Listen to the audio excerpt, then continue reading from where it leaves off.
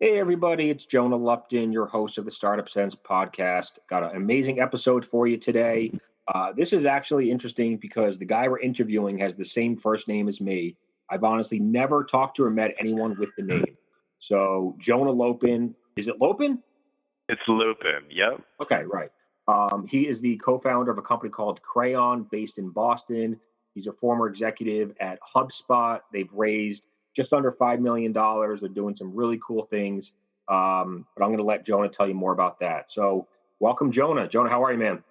I'm doing awesome, Jonah. It's so funny to have our names go back and forth, but yeah, doing awesome. Thanks for having me on the show. Absolutely. Thanks for joining us. First, before we talk about your company, tell us about yourself. Yeah, grew up here in Boston. I have a physics undergrad degree, so I'm like a kind of a naturally geeky kind of analytical type.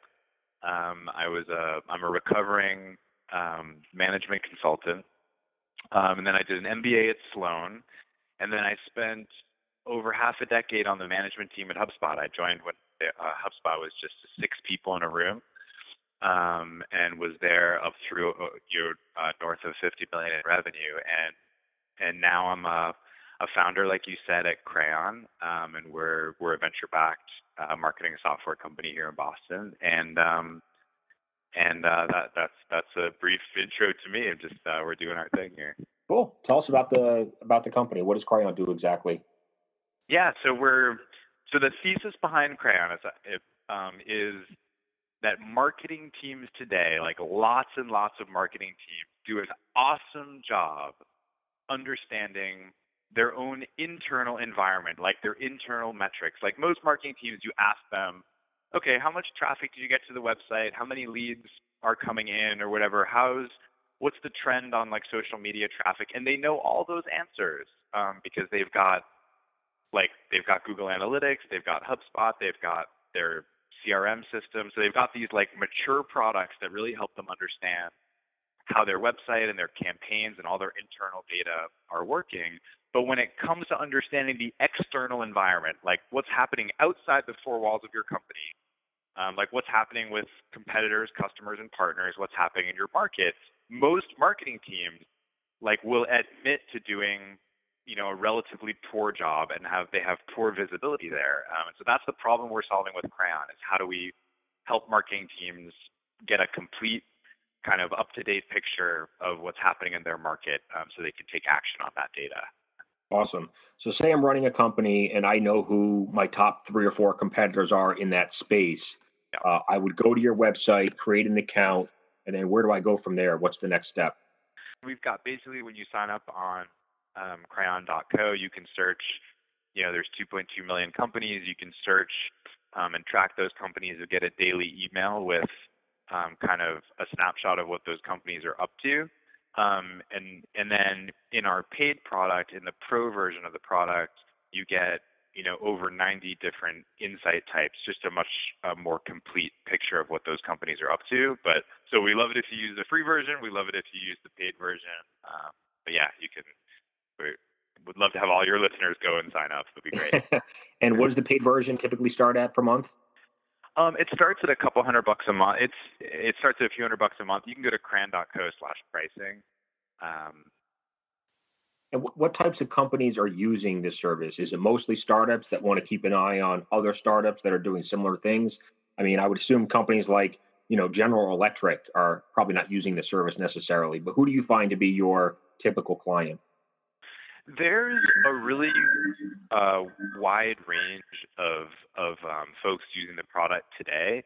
So a lot of B2B tech companies is definitely one sort of, because these guys, a lot of the product marketing folks and these marketing teams, they're sort of responsible for helping their sales folks win competitive sales situations and for designing the positioning, and adjusting their market positioning and understanding how, product roadmaps are changing throughout their industry. So there's a lot of B2B tech companies, and then a lot of consumer companies. We have everything from a lot of financial services companies, banks, using the product. There's really a wide range. The need to understand, and we believe millions of businesses can benefit from this type of intel. There's almost like a universal need around marketing teams to understand what's happening, outside your company. So we think we can help a lot of companies with that. Right. I totally agree. I mean, it is important to know what the competitor is doing right and what they're doing wrong, what you can do better, how they've changed their websites, their landing pages, their pages, their marketing messages. So I think you guys are definitely onto something big here. How do you guys typically acquire your clients? What is your marketing strategy? Yeah. So let's see. We have, so there's thousands of folks sign up for Crayon every month, and so we don't really do any marketing yet, not really. I think I mentioned to you before the show when we were chatting, so we're actually actively working on recruiting a VP of marketing who's going to change all that. But so most of our traffic and kind of top of the funnel sort of signups are from SEO and word of mouth. So we've got millions of pages indexed by Google, so we get a lot of SEO traffic. And we basically, it's these like free tools that we've built that we've put out there that, so the word has sort of spread about those. So that's the top of the funnel. And then, we'll let folks, we've got a couple of folks on our sales team who will do a demo or walk people through the pro version of the product if they want to try that. Then we'll do a trial and things like that. So yeah, it's a fairly standard, and then it's sort of an inside sales model that we're running. Yeah. So do you have enough prospects coming into the funnel to keep your sales people busy, or are they out there looking for more opportunities and more leads themselves? We do. We actually have far more. So I think so. We've got thousands of folks signing up every month. So we've got a relatively small. We've got a couple of folks in sales. So we actually have.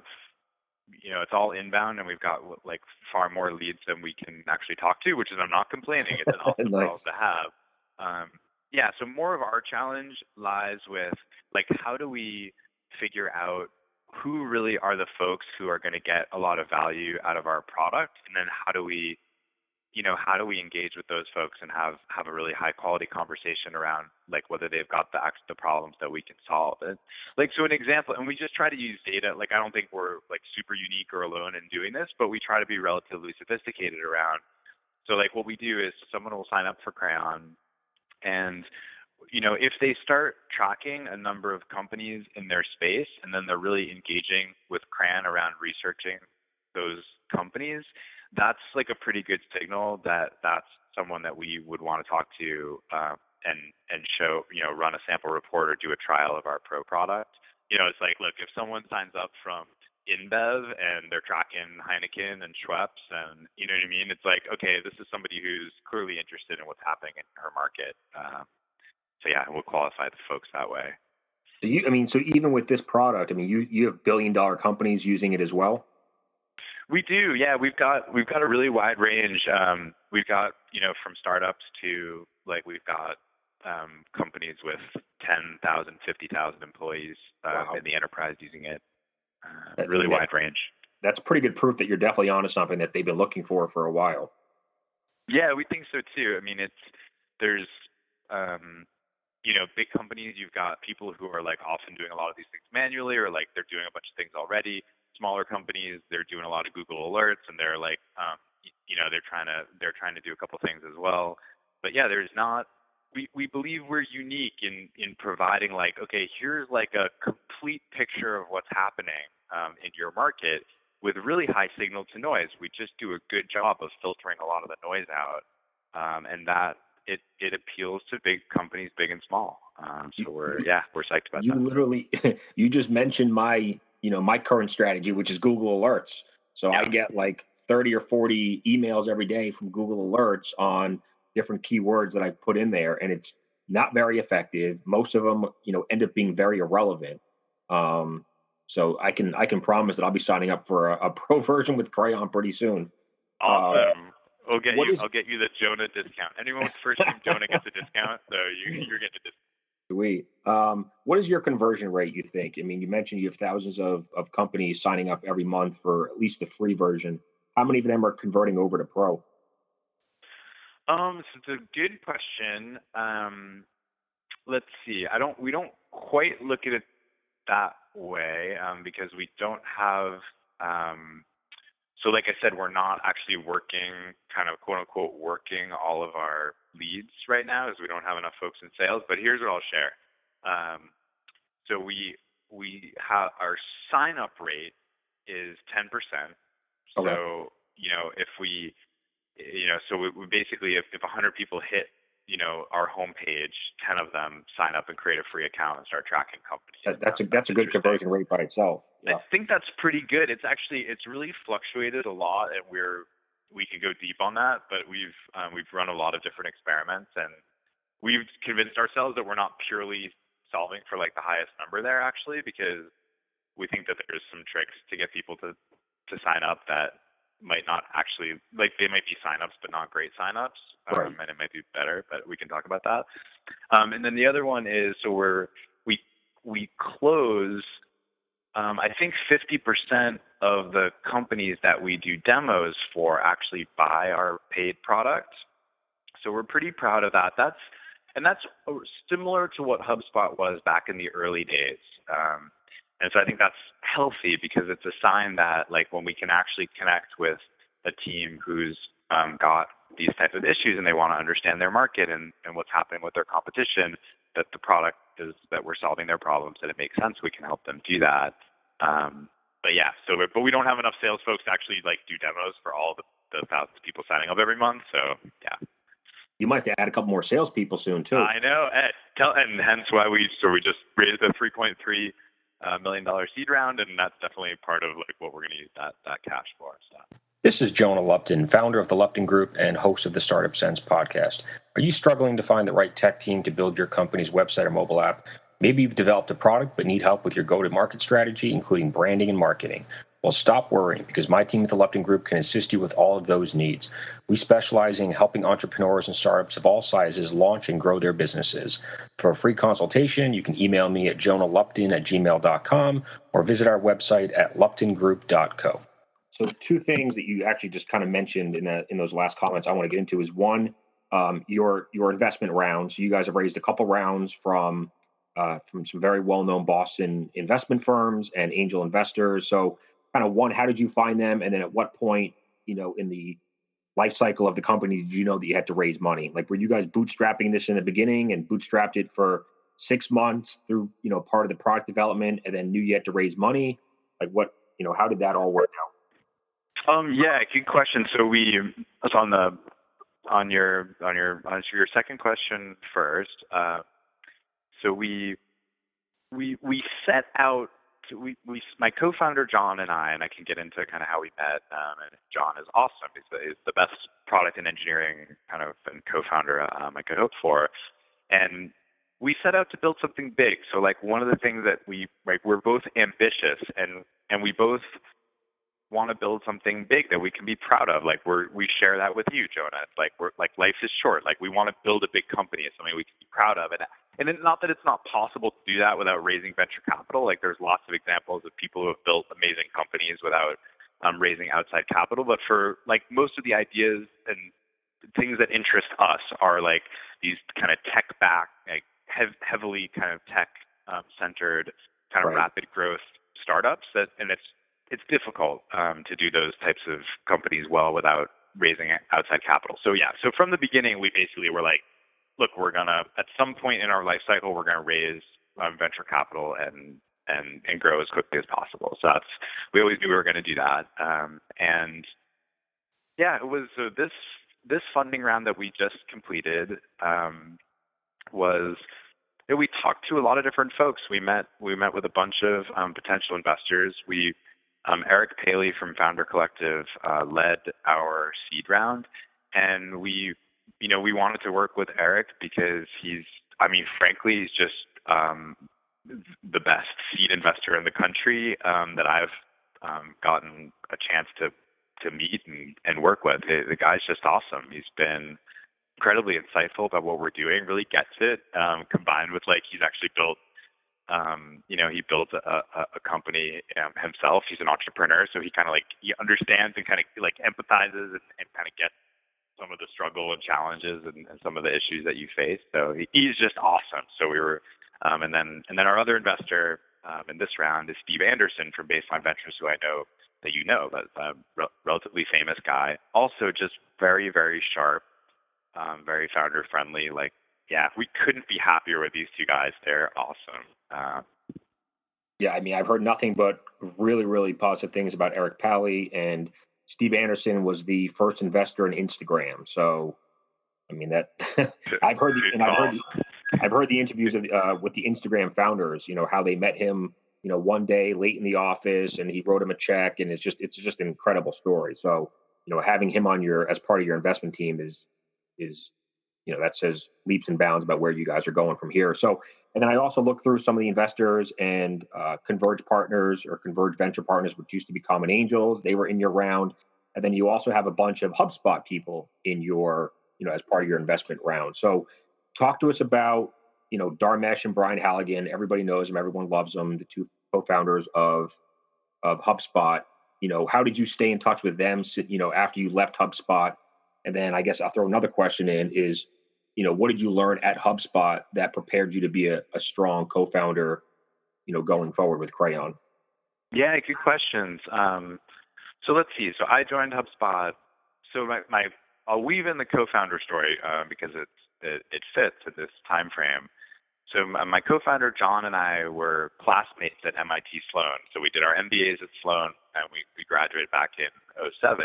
And John and I actually talked about starting a company together back then. It was like we were this close. We wrote a business plan, and we ultimately decided not to do it. We decided let's go our separate ways, and we'll get some more experience before we jump into this. So John moved out to the West Coast, and he joined AdMob, who you probably remember is like a massive acquisition by Google. They have 2.5 years after being founded, and he was on the product side of things there.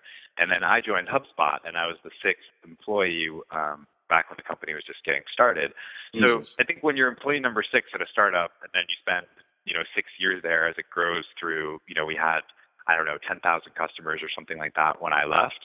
So you get to know so I worked for Brian Halligan for those 6 years. I worked closely with Dharmesh through those years as well. And so yeah, it's just I don't know how I could not be in touch with those guys anymore. It's we've shared this very powerful kind of experience around building a company. And so it's super happy to have them involved in Crayon, and they've been incredibly supportive and helpful, not just in terms. So this is kind of off topic, but how did you get recruited to HubSpot? I mean, being number 6 back in, I forget what year it was. I mean, you had no idea this was going to turn into a 500 plus employee company, IPO on the stock exchange. What did you see back then that gave you faith in joining it so early? So I've reflected on that a lot because I talked to a lot of folks who are thinking I want to join a startup, and what do I, should I join this startup A or startup B, right? And then I'm recruiting for Crayon, right? I'm constantly recruiting. So, and I try to give people this advice. It's how do you decide? And it wasn't obvious back then.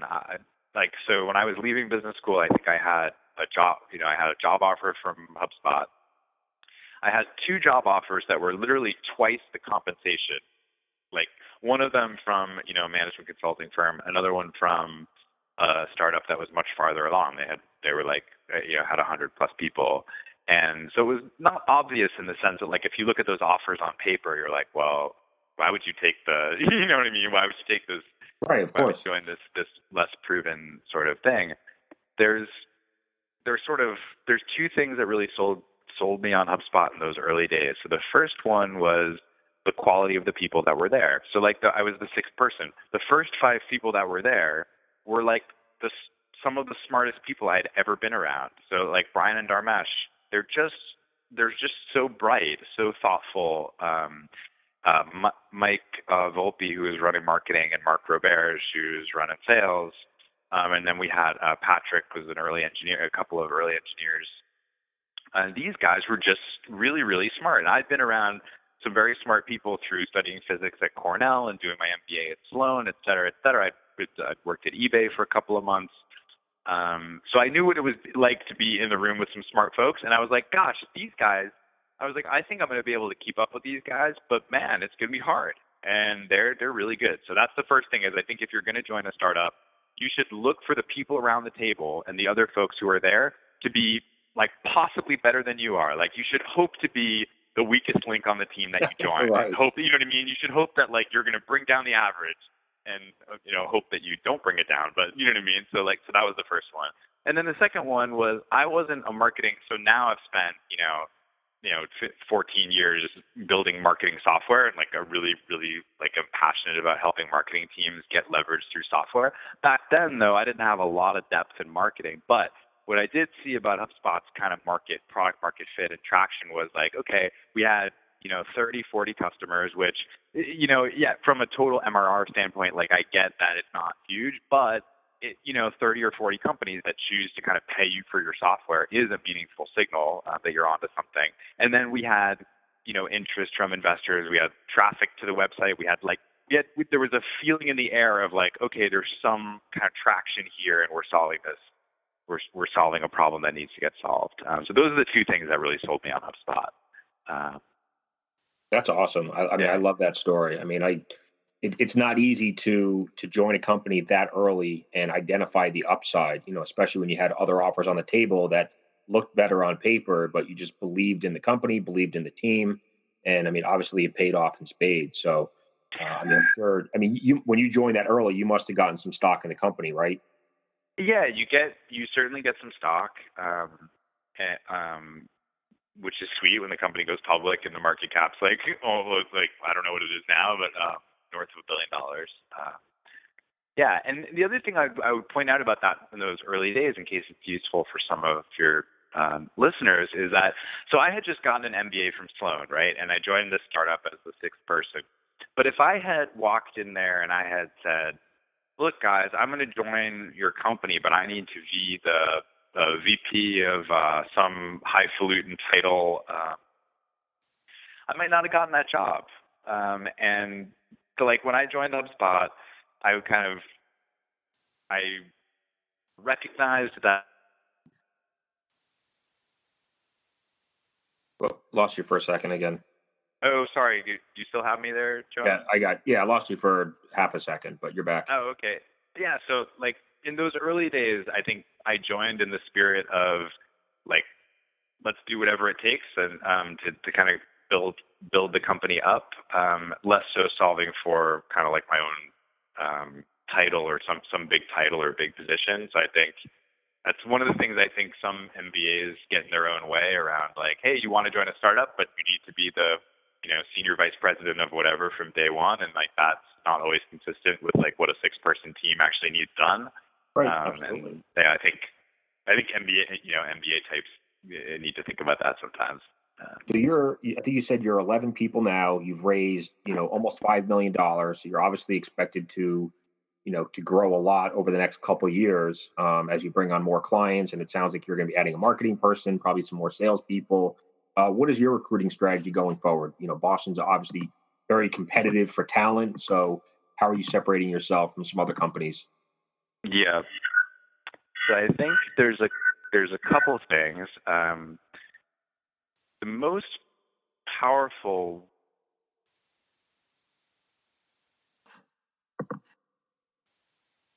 Well, lost you again. Jonah, you still there? Oh, shit. Okay, we lost him. So I will pick up back with him, and we'll obviously we'll splice this episode to the second part.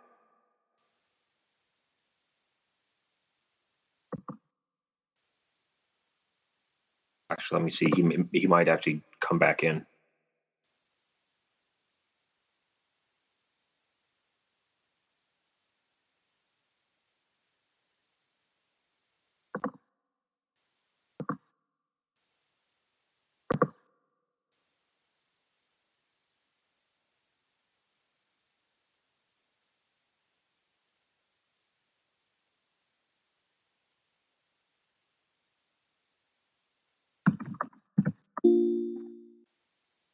Hey, what's up? Jonah, you there? Jonah. Jonah. Can you hear me now? Yeah, I got you. Okay, sorry about that, Jonah. I really apologize. No, it's all right. I mean, I'm just. Well, I'm getting my echo now. Oh shit. Uh-oh. Yeah, that's not good. Here, do you want to? Are you on your phone or computer? I just went onto my computer to see if that would be better. Okay, let me. I mean, if I disconnect, obviously we're going to lose the podcast. You want to end it and then come back in one more time. If I hear my echo, I'll just have to restart it, and then, I mean, I'll just have to merge the files together. But Okay. see if you can, yeah, just exit and then come back in on your computer. Okay. Okay, thanks.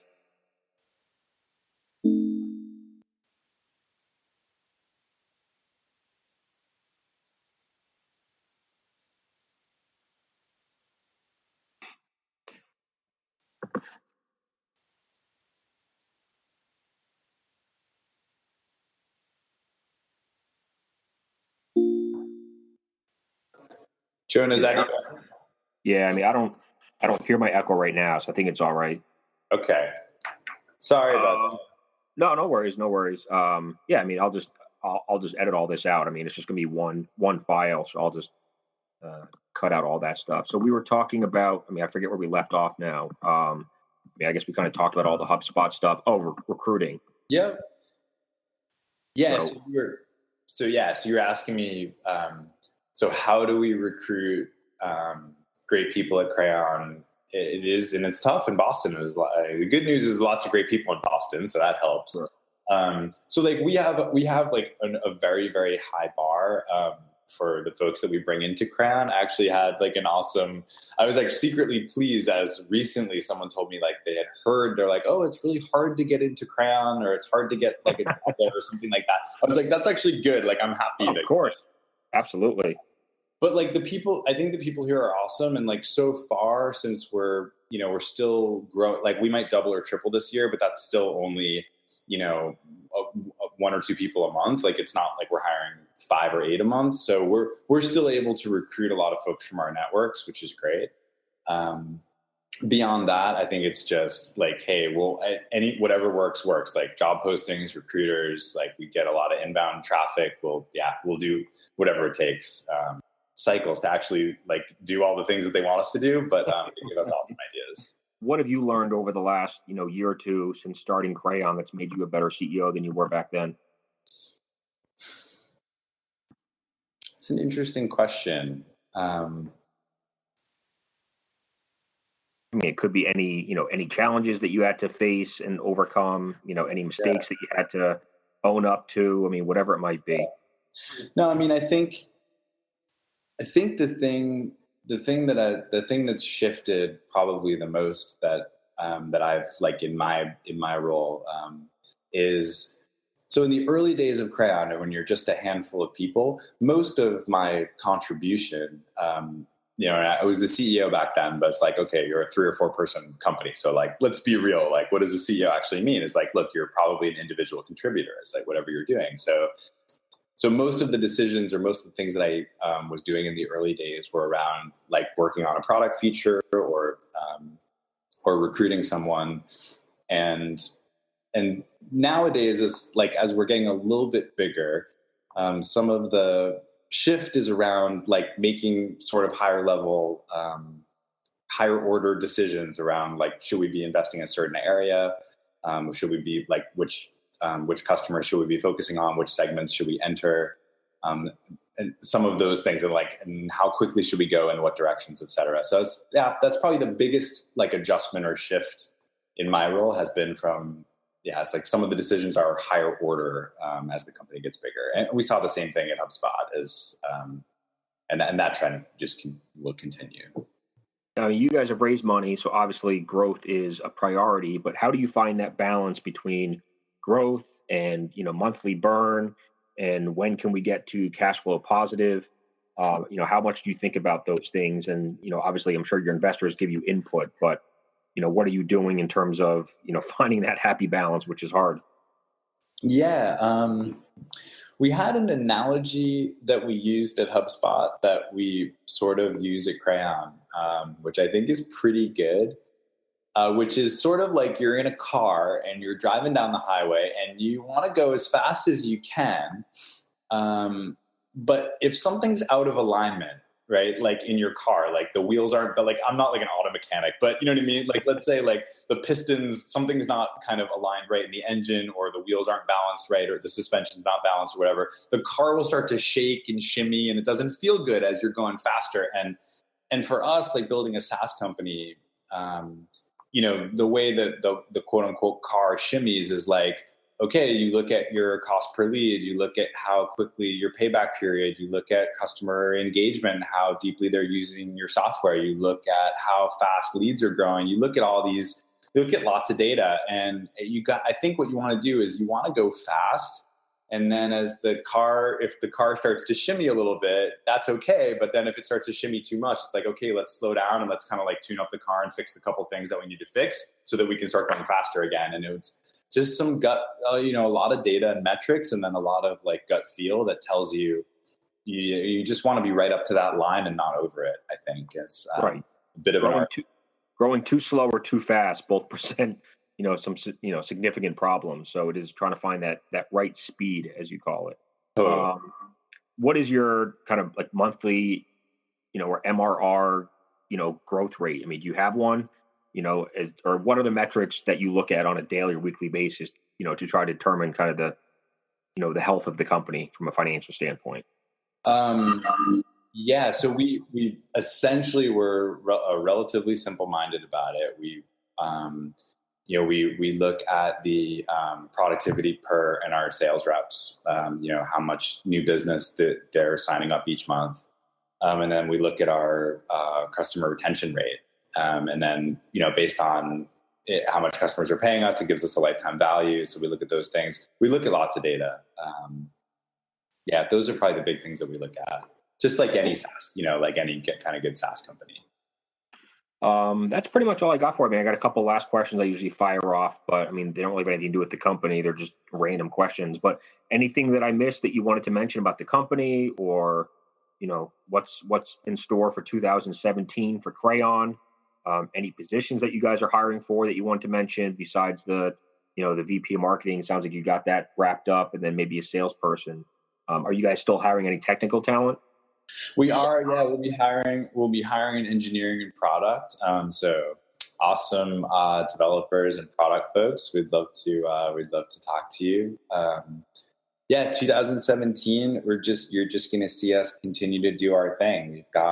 We think millions of businesses can benefit from deeper understanding of what's happening outside the four walls of their company, and we've got just massive opportunities to innovate around the product.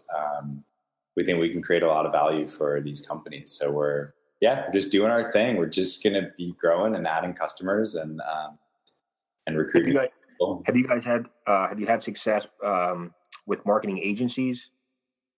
We have. So it's probably like maybe 10% of our customers are marketing agencies, and there's a mix. Like some of those marketing agencies will use Crayon to better understand other agencies that they might be competing with for business.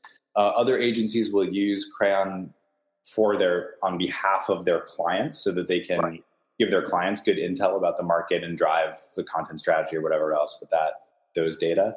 So those are but for the most part, we've been selling like directly to companies that have these issues, and similar to the early HubSpot days in that respect. Right.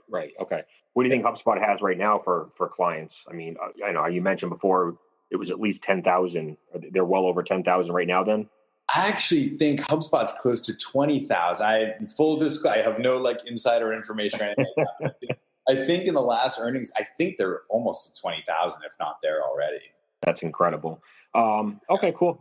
So kind of the last three questions I usually fire off at people are: one, what are a couple of your favorite software services or products that you use on a daily basis, other than Crayon, of course? Yeah. Which ones come to mind? I was thinking about that. I actually think Google Chrome might be, my favorite if I had to pick a favorite. It's kind of a meta like software because you can access, right? You can access any website or like lots of different products through it. Right. But Chrome is nicely done. It's fast. It's relatively intuitive, super powerful. And like I write code a lot of the time, so I just appreciate all their developer tools. And Chrome might be my favorite. It's like kind of a geeky answer to give, but I love it. I mean, I'm addicted to Chrome, so yeah, Chrome. And I downloaded the Crayon Chrome extension today. So Nice. There's a little plug. Awesome. Next question: if you could be mentored by anyone, who would it be? Be mentored by anyone. I mean, so there's like the cliched answers like, gosh, Steve Jobs, although he would probably be pretty tough. Possibly could probably be a tough guy to get to know, although obviously brilliant.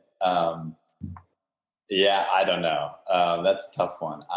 It's obviously it looks like you're already surrounded by a lot of great people. So. I am. I think one guy who my co-founder and I have both been readers of Brad Feld's blog for a long time. He's one of the founding partners at the Foundry Group, and also an MIT alum. Spent a bunch of time in Boston.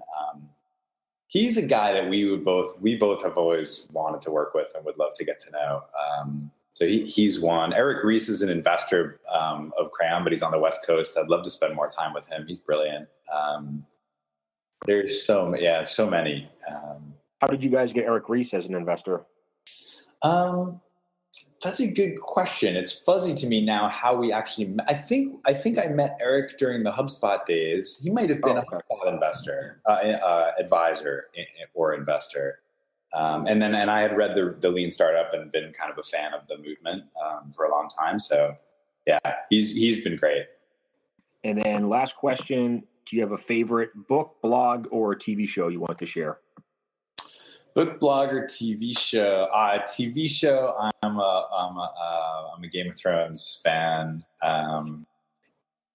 Book. I mostly read about business topics or that kind of thing. I don't have any there. Blogs. I really like Seth Godin's blog.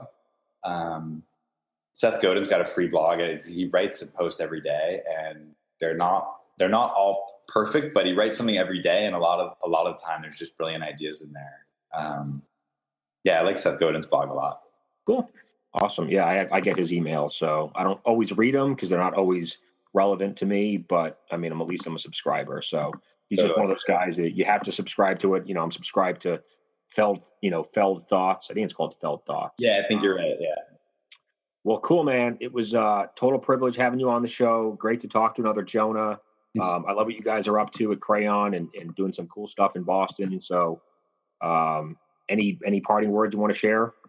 Just thanks for having me on the show, Jonah. Really appreciate it. And next time you're in the South Station area, swing by Crayon headquarters and we'll host you in person. Awesome. I appreciate it, man. Good talking with you, and we'll talk again soon. All right. Thanks, Jonah. Have a good one. You got it, man. Take care, Jonah. Bye.